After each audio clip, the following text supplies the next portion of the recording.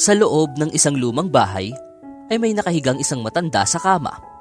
Hawak niya noon ng kamay ng kanyang apo at nagsabing, "Gusto kong humingi ng pasensya sa iyo kasi palagi ka na lang nasa tabi ko. Dalhin mo na lang ako sa..." Bago pa man siya matapos sa pagsasalita ay inalmahan na siya agad ng kanyang apo na si Nicole. "Lola, tigilan niyo na yan. Pinalaki niyo ako, kaya hindi ko kayo makakayang iwan. Pamilya tayo at gagawin ko ang lahat para maging maayos ka lang, Lola." Matapos sabihin iyon, ay hinagkan na ni Nicole ang kanyang lola. Kung ang lola ni Nicole ang tatanungin, ay mas nais niyang mamatay na lamang agad para hindi na mahirapan pa ang kanyang apo. Tanging sa operasyon na lamang maisasalba ni Nicole ang kanyang lola. Pero maging sa operasyon na yun, ay hindi pa rin sila siguradong magiging maayos ang lahat.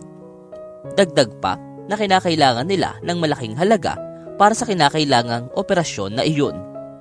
Kaya si Nicole ay nagtrabaho na rin kasabay ng kanyang eskwela. Pero hindi pa rin noon napadali ang lahat. Hindi naman siya pwedeng magpabaya sa kanyang pag-aaral dahil tanging magandang edukasyon lamang ang pangarap ng kanyang lola sa kanya. Natatandaan ko pa yung araw nung dinala ka ng iyong ina dito. Nagalit ako sa kanya noon kaya nasigawan ko siya.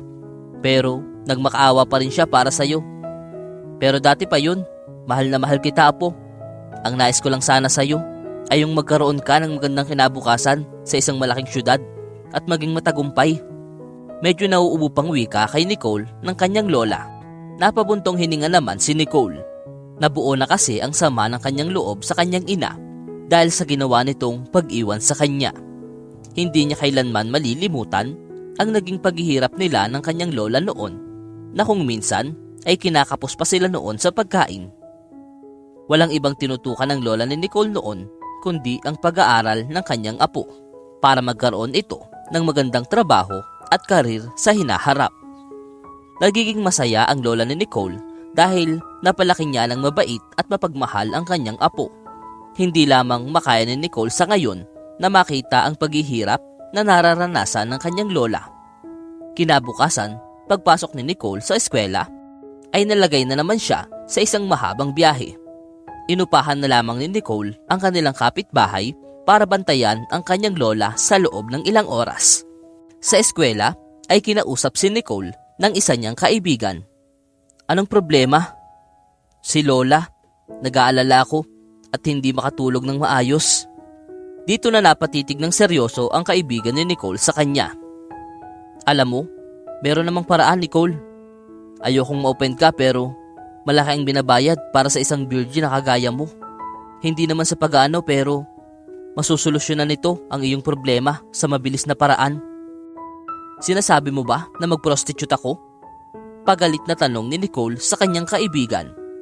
"Huwag kang magalit, naasayo naman yan. Ikaw ang nangangailangan. Pasensya na." Tugon naman ng kanyang kaibigan bago umalis. Doon, biglang nagring ang telepono ni Nicole. Tumawag ang kanyang kapitbahay para sabihin na nagkaroon ng malalang seizure ang kanyang lola na labis nagbigay ng matinding pag-aalala kay Nicole. Nais niyang matulungan ang kanyang lola na labis nang naghihirap. Kaya doon ay tumungo si Nicole sa harap ng isang company building. Magulo at malalim ang isip. Doon ay agad siyang nakagawa ng paraan para makausap ang CEO ng kumpanya sa mismong opisina nito. Dito, nakita ni Nicole ang isang may katangkaran na lalaki na may katabaan at gray na buhok. Hindi maiwasan ni Nicole ang kabahan at manginig sa pangamba, lalo na kapag naiisip niya ang mga pwedeng mangyari. Gusto na sana niyang umalis noon, pero mas nangunguna sa puso't isip niya ang kanyang lola. Agad namang hiningi ng CEO ang resume ni Nicole sa pag-aakalang nais nitong mamasukan lamang sa kanilang kumpanya. Hindi naman agad nakasagot si Nicole, pero bigla na lamang itong napasalita. "Gusto kong ibenta sa iyo ang aking virginity." Biglang natigilan ang CEO sa kanyang nadinig. Nalito at tila hindi makapaniwala. "Alam mo, iha, madami na akong nasaksihan sa buhay, pero hindi ganito. Baka nagbibiro ka lang, iha. Seryoso akong tao. Pumayag na po kayo. Kailangan lang po talaga ako ng lola ko. Kailangan na po siyang maoperahan agad. Gagawin ko po ang lahat ng ipag-uutos niyo sa akin. Maluhaluhang pahayag ni Nicole para sa kanyang lola.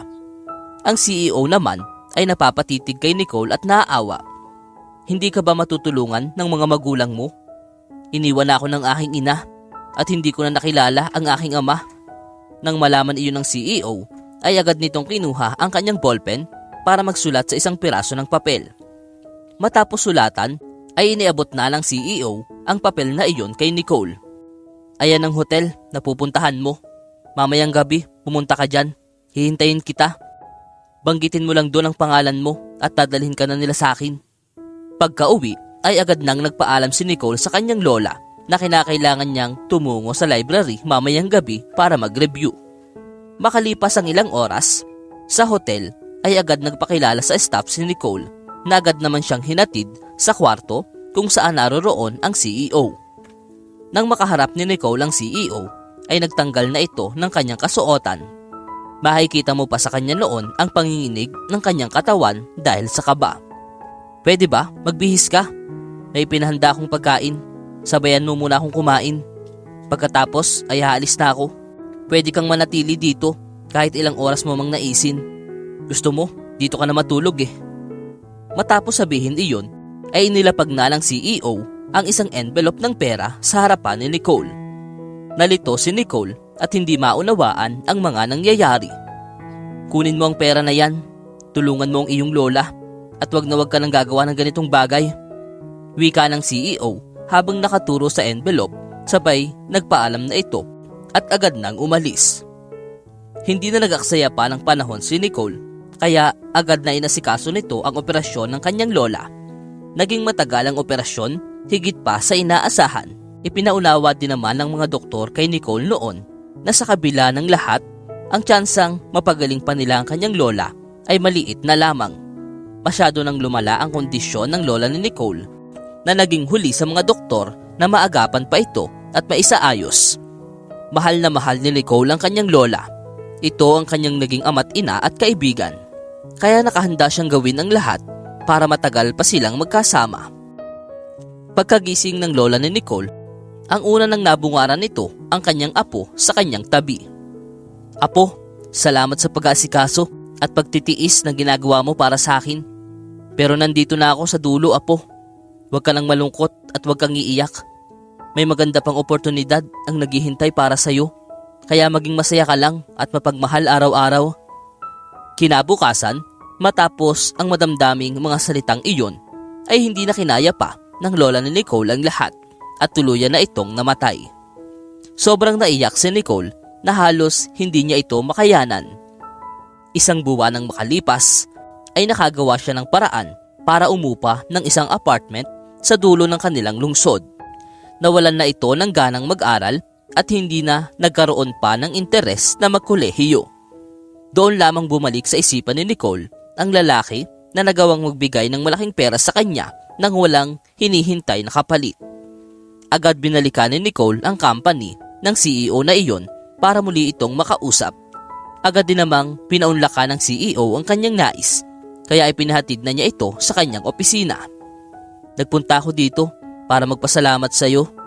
Kahit na namatay pa rin ang lola ko at hindi pa rin nakaligtas, ay naging malaking bagay pa rin ang ginawa mong tulong. Ngayon ay pwede na akong makapagtrabaho para maibalik ko na rin sa iyo ang halaga na ibinigay mo sa akin.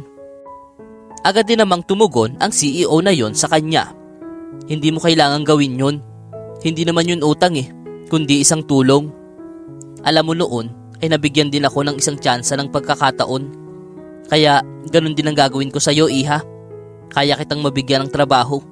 Matutulungan kita sa bagay na yan. Dito mismo sa kumpanya ko kung nais mo. Wala na ding pagdadalawang isip na tinanggap ni Nicole ang iniaalok na trabaho sa kanya. Kung saan nagsimula na nga siya kinabukasan agad-agad. Masikap na nagtrabaho si Nicole sa bawat araw na lumipas. Maaga siya kung pumasok at laging nagpapahuli sa pag-uwi. At makalipas lamang ang halos 2 buwan ay malaki na rin ang nagiging ambag niya sa pagpasok ng malaking pera sa kanilang kumpanya. Naging masaya naman ang CEO dahil hindi ito nagkamali sa pagtanggap kay Nicole bilang empleyado. Dito ay nagawa na ni Nicole na umupa pa ng mas magandang apartment at magmaneho ng magarang kotse. Hanggang sa isang araw ay bigla ang napatawag ang kanyang kapitbahay na madalas niyang upahan noon para mag-alaga sa kanyang lola. Tinatanong si Nicole kung naibenta na ba niya ang dati nilang bahay ng kanyang lola dahil may iba na di umanong nakatira dito. Agad na ring tumungo doon si Nicole matapos iyon ay malaman. At doon sa hindi inaasahang pagkakataon ay nakita ni Nicole ang kanyang ina. Bata pa man siya noon ay hindi niya malilimutan ang mukha nito. "Anong ginagawa mo rito?" "Nadinig ko kasi na namatay na si mama kaya pumunta ako rito para manahin ang bahay na ito." Walang pagkahiyang wika ng ina ni Nicole. "Ang tindi mo naman. Matapos mo akong iwan, tapos babalik ka dito ngayong patay na si lola para kumuha ng mana? Ni hindi ka man lang napabisita noong mga panahong hirap na si lola. Tapos ngayon, kailangan mo ng mana? Hindi ka tao, kundi isang halimaw." Pagalit na pahayag ni Nicole sa kanyang ina. Nauunawaan naman ni Nicole na sa batas ay may karapatan talaga ang kanyang ina sa ilang pag-aari ng kanyang lola. Hindi lamang matanggap ni Nicole na tila pumunta lamang doon ang kanyang ina para sa sarili nitong interes. Doon, isang araw ang makalipas, matapos ang paghaharap ng mag-ina, ay nakatanggap naman ng tawag si Nicole mula sa abogado ng kanyang lola para tawagin siya at ang kanyang ina sa isang meeting patungkol sa kanilang mamanahin. Matapos namang basahin ng abogado ang last will na iyon, ay hindi na naiwasan ni Nicole ang mapangiti. Dahil nakasaad doon na ang lahat ng ari-arian ng kanyang lola ay nakatakda ng maibenta bilang charity help sa mga matatandang taong may malubhang karamdaman at nangangailangan ng agarang tulong. Ang ina naman ni Nicole ay tila umusok ang ilong sa galit. Pilit nitong inalmahan ang will na binasa ng abogado pero wala na siyang magagawa pa. "Masaya ka na ba?" Seryosong tanong kay Nicole ng kanyang ina. "Oo naman, masaya ako kasi mapupunta ang pera ng aking lola sa mga taong mas nangangailangan. Hindi sa isang gaya mo na hindi kayang mahalin ang sarili niyang anak at magulang." Malinaw namang naging tugon ni Nicole sa kanyang ina. "Ako pa rin ang dahilan kaya naipanganak ka at saka kinakailangan ko ngayon ng pera dahil meron ako ngayong dinadalang karamdaman. Eh di patunayan mo yung sinasabi mo at saka na tayo mag-usap." Pataray na naging tugon ni Nicole. Alam ni Nicole na paraan lamang yon ng kanyang ina para makahingi ng pera. Pero nagtataka siya na hindi na yon mawala sa kanyang isip. Hindi kaya naging bastos ako masyado? Paano kung may sakit talaga siya? Paulit-ulit na tanong ni Nicole sa kanyang sarili.